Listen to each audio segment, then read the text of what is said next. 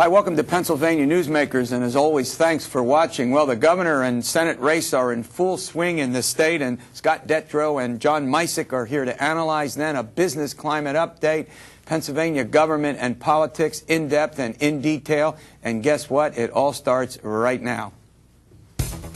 This is Pennsylvania Newsmakers, a fast-paced, unrehearsed weekly discussion with and about the leaders who shape your world. And now, here's your host, Terry Madonna. Hi, welcome back to the program. Well, John Micek from the Allentown Morning Call and Scott Detrow from Pennsylvania Public Radio. I always get it wrong. Is that right? That's right. You like that, Pennsylvania Public, two of the state's leading reporters. They've been running around the state for the better part of how long covering these races, John Micek? All year. All year. All right, we're going to start with the governor's race. The Labor Day is over. These races are in full swing. Honorado and Corbett. Corbett has a lead. It mostly now in double digits. John, give us a quick overview of how you see this race shaping up in the weeks ahead. I mean, that's pretty much where it is right now. Mr. Corbett's up 10 or 11 points, depending on which poll you look at, yours included from a couple of weeks ago. They've been dickering lately over taxes, mostly both of them, and they're trying to outdo each other in their enthusiasm for not raising taxes, despite the fact that the state will face a $4 or $5 billion structural deficit. And when it's a fee, not a tax, we go through all that, right? Go ahead. Exactly right, and Scott can talk about that one in depth.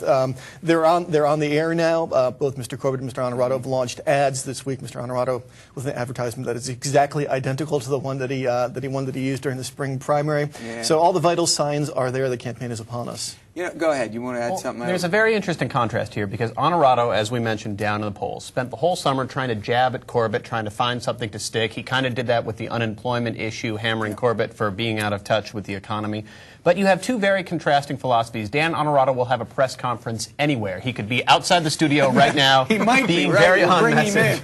But the Corbett campaign, it's like nearly impossible to get an interview with him. I mean, nearly every reporter in our strategy. I guess so, because he just doesn't want to talk about anything. It'll take weeks and weeks to line up an interview, and then it turns out you've got 3 minutes with the Attorney General. Go. Yeah. So it's very interesting, and they have these low-key press events where they aren't really events. It's Corbett talking to business leaders with reporters kind of traveling behind. It seemed to me that this guy has a double-digit lead, and he's the favorite to win. We're not going to end this race here. You know, things could still happen. And John, it looks like, as Scott points out, I think he's got this front-runner strategy. Controlled environment, go ahead. Earlier in the campaign, we nicknamed it his Strawberry Square strategy for the building where the Attorney General's office is, rather than a Rose Garden strategy. But they've been behaving very much like a campaign that's out in front. Yeah. You know, even as we sit here, there's only one debate scheduled so far for the 27th of September. Not 14. Not 14, as Mr. Honorado asked for, by the PA Chamber. Yeah. We understand they're in talks for more, but there's always talks for more, but no date. There's no momentum. Has to have at least one more, doesn't he, Scott? I mean, typically, John, you've been around a long time. There were 3 in 06. The Chamber debate, 1 in Pittsburgh, 1 in Philly. That has always been the tradition. Right. It's getting awfully late now, frankly, and the schedule's going to get a lot more front-loaded, so it's going to be difficult to squeeze these forms in. Go ahead. I got to get into this. Governor Rendell, 30% job performance, and Honorado, a Democrat, wants to succeed an unpopular Democratic governor, and who's used the T word in almost every press conference he's had with you guys. And those press conferences are ubiquitous. I mean, every day it looks like Governor Rendell is holding... Now, is that a particular problem for Honorado, given the climate that we're in right now? It has to be. Rendell is using his last few months in office to just push for taxes. I want a transportation tax. I want a gas tax. We need to tax for the roads, just across the board. John Barr, our colleague who works for the Daily News, wrote a column this week where he talked about how Corbett's spokesman, Kevin Harley, must wake up in the morning mumbling Rendell, Honorado, Rendell, Honorado. Because it's just They're trying to make them interchangeable, right? Right. They talk about how Dan Honorado is, you know, the second coming of Ed Rendell, how he's going to be pushing for the same spending tax policy. All right, well, we're going to take a break and go to the Senate. But before I do, look, do you see, is there anything in the crystal ball that looks like moving ahead? The dynamics of this are going to change. It doesn't look, they're both well known. They both went through primaries, although Corbett was a little less significant, you know, won 70-30 over Sam Rohr, his primary opponent. One word, money. Money. Until now, they haven't spent. Now they start spending. And they have now the air wars begin. Both of them are rolling in cash that's when the public perception starts to change. All right, U.S. Senate race, here we go. Pat Toomey, Joe Sestak, a hot race, a little closer than the governor's race. We'll analyze that following these words. This broadcast of Pennsylvania Newsmakers is presented by the Pennsylvania Chamber of Business and Industry, the statewide voice of business, and by the Pennsylvania Cyber Charter School, bringing educational innovation and freedom to the children of Pennsylvania.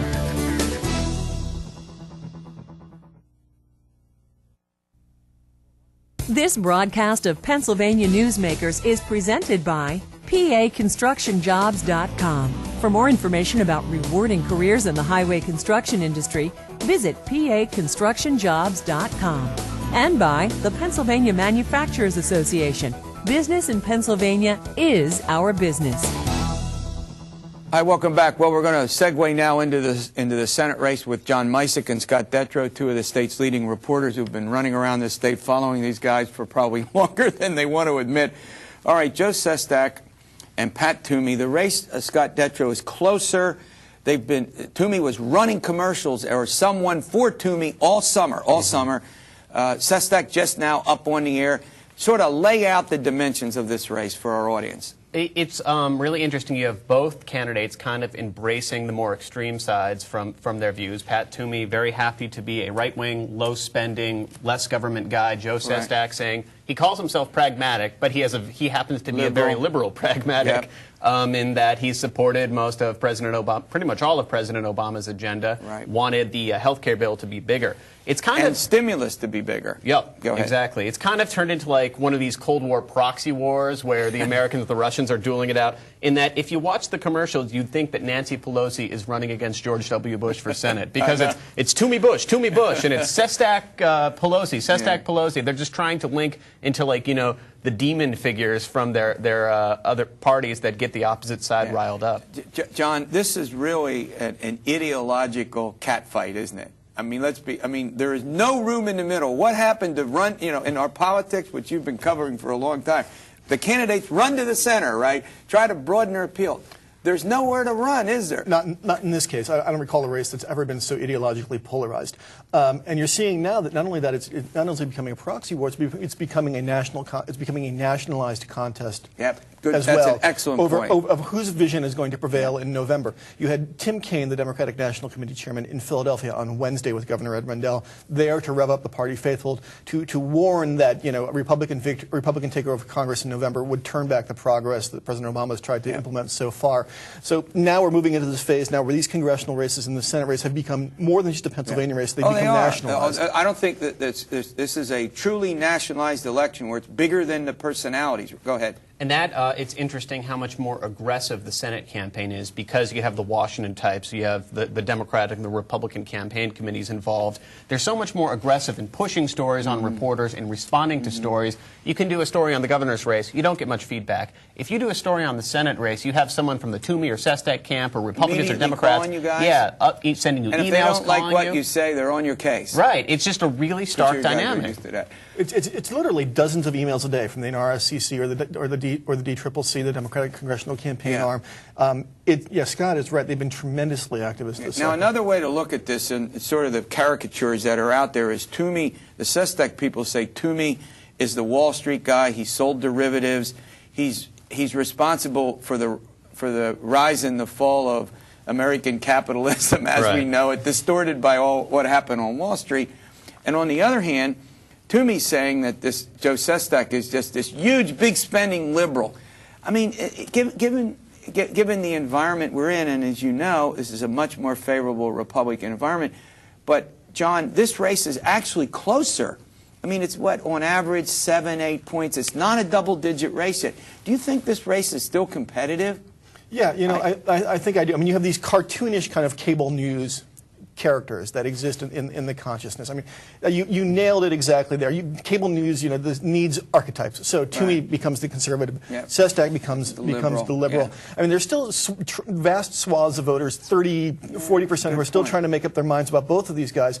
The race is, as well we know, no one runs away really with a race like this. They tighten up considerably. Go ahead. When Rendell spoke in Philadelphia yesterday, he said the media is obsessed with the enthusiasm gap, so I feel obligated to mention the enthusiasm gap. Your poll got into it. Republicans much more interested in turning out of the polls, and that will, if the trends continue, pretty much cancel out the million-voter advantage Democrats have.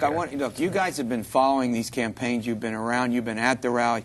Do you get a sense when you cover an event that just literally, almost anecdotally, although you're there, but not scientifically, but more qualitatively, do you get the sense when you're at these meetings that the Republicans are just more enthusiastic in the sense of the energy level? Not forget the numbers.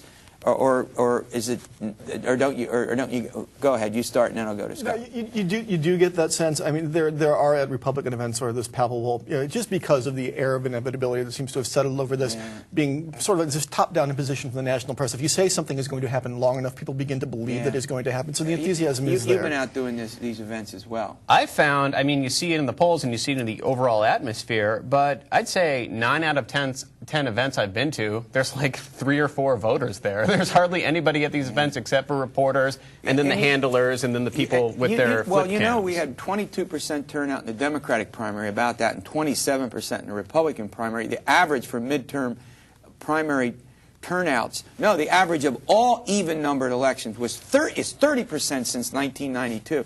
And in other states, there seems to be a lot more interest. That is kind of amazing. As we sit here in our state, a very, very important state, with big elections going on, that there just doesn't seem to be, the kind of interest. I think people have other stuff on their minds right now. Maybe the economy, maybe worrying about a job. They're thinking about their jobs, they're thinking about they're not as plugged in. All right, great update. We'll have you back. You guys keep running around, following those politicians around and following your stories. All right, a business climate update next. We'll check in with folks from the Pennsylvania Chamber, and we'll see how the business community is doing.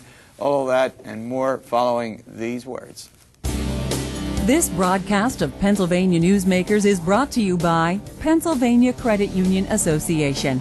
Pennsylvania Credit Unions, where people are worth more than money. To find a credit union that is right for you, check out ibelong.org. And by the Energy Association of Pennsylvania, Pennsylvania's energy information source.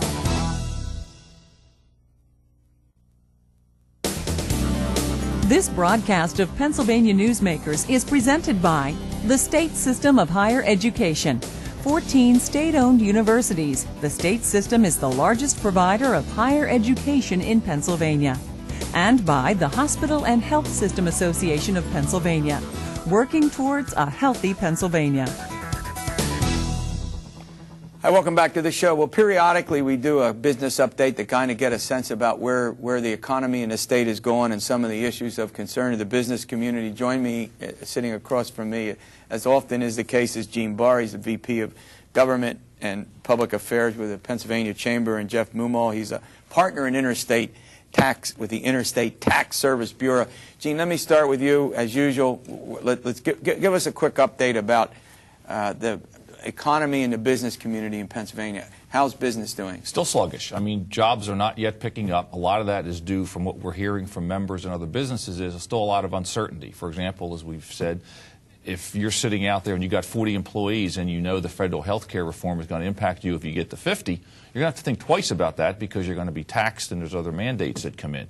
We've also got a lot of conflicting signals on energy, labor issues on card check. There's still issues swirling around with that. And people aren't spending money, are they? People aren't spending money. What's kind of strange is, ironically, for years we told people, save, don't spend. Now we're telling people, spend, don't save. Yeah. So we've got I those guess the two saving signals rates are going up out. 4 or 5%. Saving rates are up. Positive. Credit card early debt's part of the down. decade they were down, right? Negative? People are paying credit card debt down, which is good, but we're telling people get out there and spend. So it's funny, we keep sending these conflicting signals. And we're not getting out of the recession until people spend, are we? Not at all. Yeah, I think that's pretty much the case.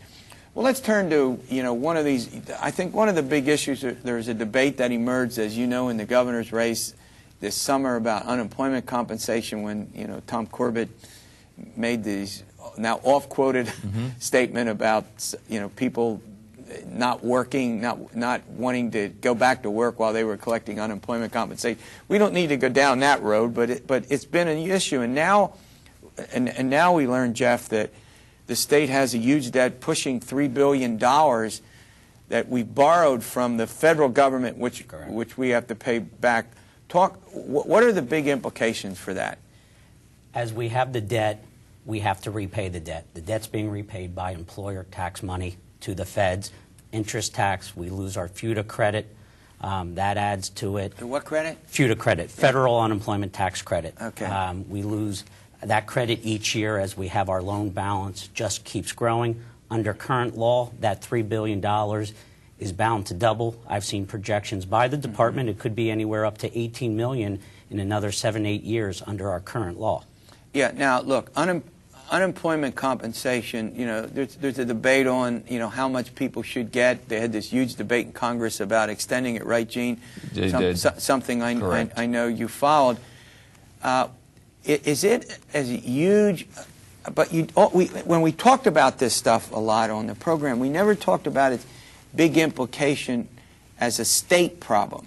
Is it more an employer problem, as Jeff points out, or is it a state problem, or it's both? It's an employer problem, it's an employee problem, it's a taxpayer problem. The issue is unemployment comp is designed and needs to be there for people who are out of a job due to no fault of their own. The problem is Pennsylvania needs significant changes. We don't have a revenue problem in PA, we have a spending problem. Yeah. We spent more money on UC benefits in the last 2 years than any state except California. Pennsylvania is in the top 10 in terms of its UC taxes. Now, is that because we give more benefits out than people? Does the state get to decide those? Yes. Each state decides their own unemployment rate, how much John Doe is entitled to. Pennsylvania is rather friendly. Our average check is very high when compared to our neighbors, except for New Jersey. Now, one of the things that came up, and I think both, I could be wrong about this, Corbett and Honorado have said they're in favor of, is in Pennsylvania, there is no requirement that you have to seek a job while you were collecting unemployment. Now, the federal aspect of it, you have to, if I understand it. So when they extended the benefits for those people who get those, help me out here. You are correct. If you're collecting the federal benefits that fall under the emergency unemployment compensation program, program, that was just extended. Yes, that's been extended. There is a job search requirement, but Pennsylvania regular benefits, or even Pennsylvania extended benefits, which kick in after the EUC program, there is no requirement that you actively seek employment, not even a requirement that you go to the state's, it's called a career link, the reemployment specialist by the state. No requirement that you stop. Am I right that both candidates, you follow this stuff? They have. They both candidates are in favor look, of Terry, that. it makes sense. The best thing to do for somebody is to get them back working back working. It's best for the taxpayer, and it's one of the real downfalls in Pennsylvania's system. All right, we're doing a business update here. We'll continue with this following these words.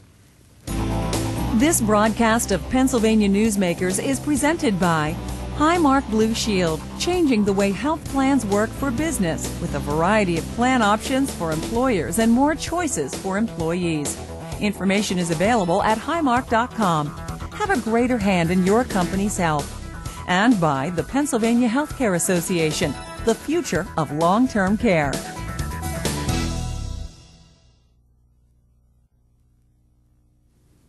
Hi, welcome back to the program with Gene Barr and Geoffrey Moomaw. We're talking about a business update. Gene, before I want to do one other thing with the whole business of unemployment compensation, but before I do, let's talk a little bit. I mean, boy, this past week, Marcellus Shale, you couldn't get away from it. And as you know, the folks in the industry have hired former Governor Tom Ridge, paying him a large amount of money to help weigh in on this. Where does all this stand in the legislature? I mean, can they get, this is complicated. It's very complicated. Like the movie, it's complicated. It's complicated because it's not just a tax. It's permitting issues. It's other issues in terms of operational that are critical for how this industry is going to move forward. So it isn't simply do we tax or not, and at what rate do we do it. There's a lot of other things that are going to go into this that need to be resolved. And the reality is this industry has the biggest potential for economic benefit to this Commonwealth in decades, and we have to be extremely cautious about how we move forward on that. And I think you would agree that's sort of on all aspects of it. I mean, and it is complicated.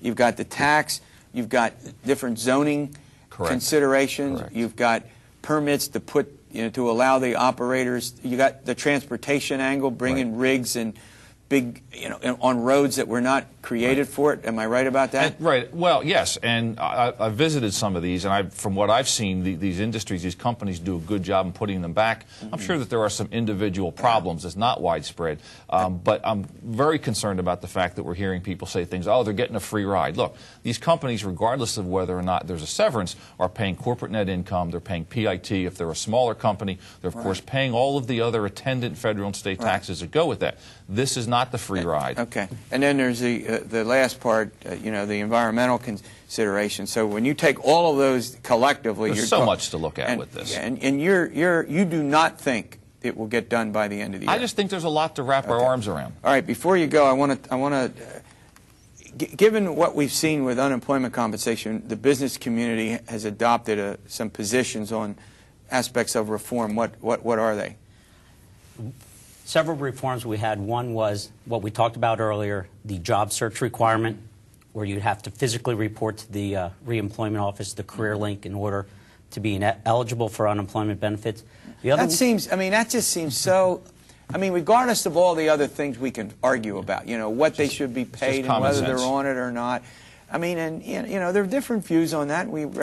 But on that one, I don't know why, if you got laid off, you shouldn't be required to look for another job. I mean, even though it's tough right now, we all admit that it's not easy. It's a win-win for everyone. Yeah.